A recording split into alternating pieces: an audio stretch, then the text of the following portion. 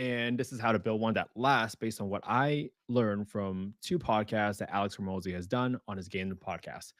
And I'm gonna take what he talked about, probably like 30, 45 minutes, and I'm compress it down in 10, 15 minutes today because I really want to be able to teach my kids how to build something real, especially if they're thinking about the education space. So let's start off with the first topic, right? Why most education businesses do not last. And let's start with a story, right? We've been using fifth grade analogies, so let's talk about. I imagine you're a kid selling lemonade on the sidewalk, right? You make $50 in one day, and great, right? So what happens the next day, right? Nobody shows up because they want to buy the lemonade before, and they're all done. Or maybe one day you're teaching someone how to ride a bike, and once you made that $50 teaching that person how to ride a bike, what happens the next day? They're not paying you $50 again to ride a bike, right?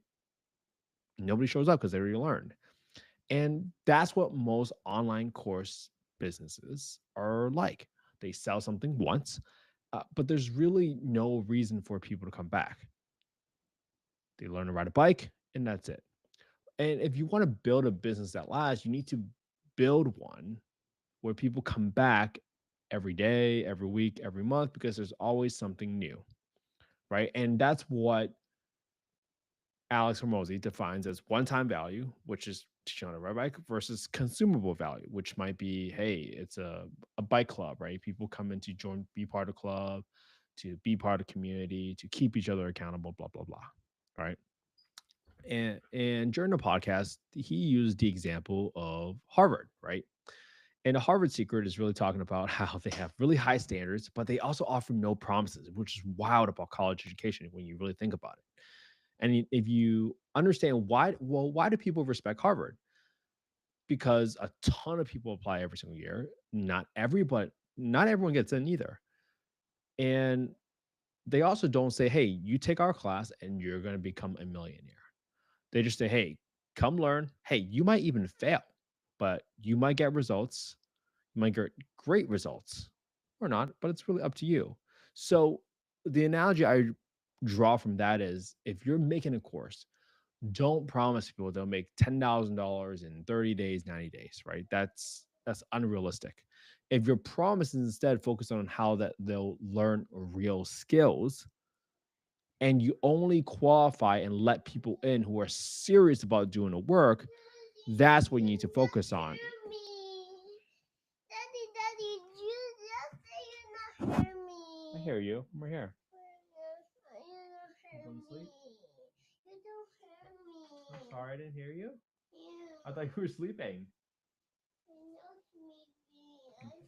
I try to wake you up so early. Okay, don't wake up so early, okay? Don't wake me. I'm so tired to wake up so Okay, I won't wake up so early. early. You don't wake up so early either, okay? Okay, let's go back to sleep, okay? You hear me next time. Okay, I hear you next time. Yeah. Not right now, okay? Because I'm going to sleep, okay? Okay, you go to sleep, okay? Okay. Thanks for working, okay? Okay. Love you. Okay.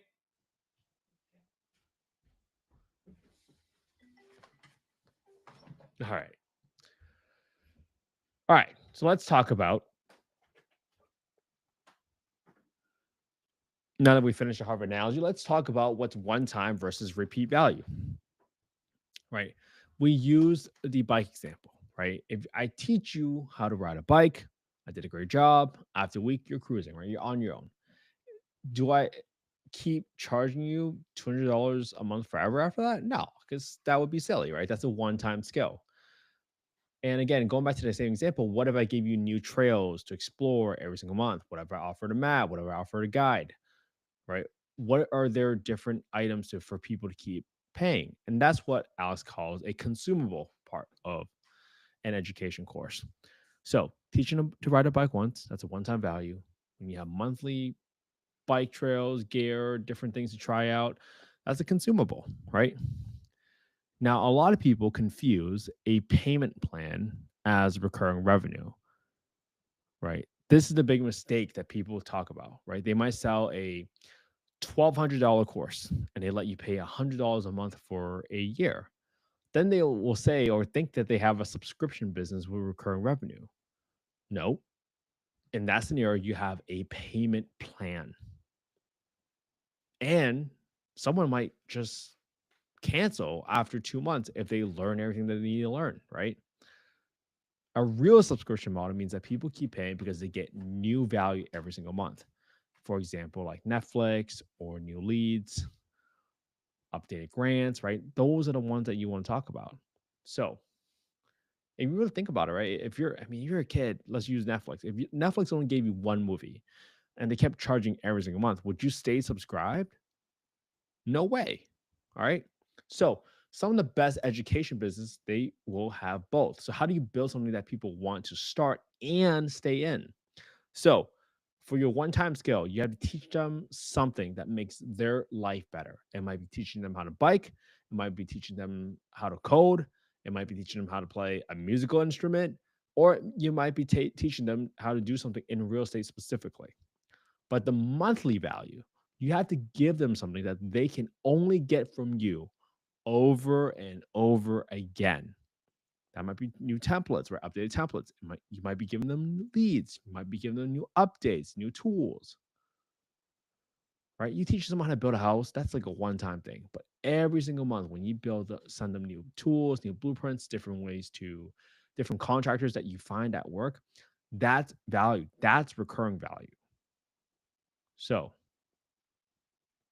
don't add features unless each one is worth it. And if you hear a lot about the courses that creators make nowadays, right? They'll say, "Oh, we got weekly calls, right? We have accountability coaches. We have bonus videos. We have this 200-page handbook." But ask yourself, if I offered this piece alone, right? That feature, whatever it is, would someone pay for it? If not, get rid of it. If yes, what would you charge for it? Especially if it's a consumable, right? You have to price that piece by itself separate from what your one time cost is. So if you teach a course on how to uh, analyze deals, great. That's it.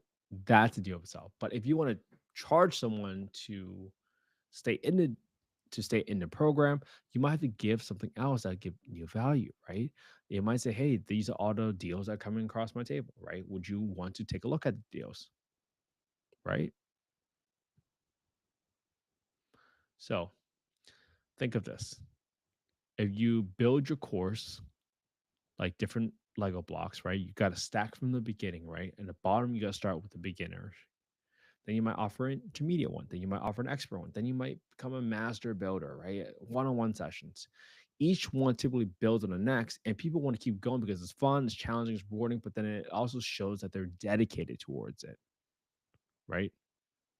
A developer, you might say, "Hey, the first starting that you learn how to build your single family home or your first duplex." Level two might be, "Hey, how do you get your land entitled? How do you get your project approved? How do you build your team?" Level three, it might be figuring out how to raise capital, how to structure the capital stack.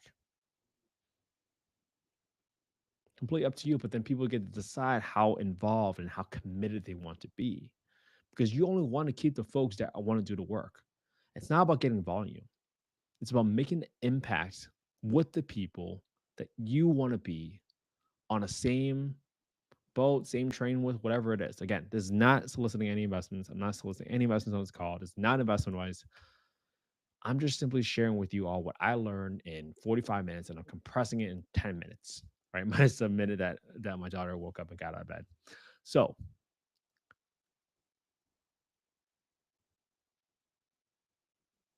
this is so good. I remember this line from the podcast where Alex Hormozi says it best. It says, if you're teaching something, don't pretend you're a software company, right? It's like when you're teaching kids how to draw and then all of a sudden you're trying to open an art museum. It's not the same game. Build what people need. Be okay being the best teacher. All right. It's noble. So if you teach someone a skill, right? If you make them better, if you help them provide for their family with that skill or build something that they're proud of, you're doing something really, really cool. I think it's sacred. because it's an art. It's a skill to learn how to teach, to figure out how to explain something in a way that someone can understand. It's so important. But if you want to build your education business to make it last, build your business with real standards, real value. And if you're going to include consumables, make sure people love those consumables, which is the recurring stuff that keeps happening. And if you ever doubt it, this is the question I want to remember, right? I want my kids to remember that their parents didn't just make a course, their parents didn't just make money, they made something that mattered. And whatever you put forth, ask yourself, will your kids be proud of you for how you taught this and how you approach it and how much you cared about the person on the other side that's trying to learn whatever it is that they want to learn from you? I certainly hope so. And I believe that you care because if you didn't, you wouldn't be on this channel. You wouldn't care about affordable housing. And I'm so grateful. Thank you so much for caring about affordable housing because otherwise, without people like you, I would have never had the home I grew up in. And I'm so grateful for that. Thank you so much for learning alongside me. This is a this is a journey, and I'm glad I'm on this ride with you. All right, have an amazing Tuesday, everybody. Hope you all spend some quality time with your family and friends today because that's what life is all about. I'll see you tomorrow for day 586. Have a good one, everybody.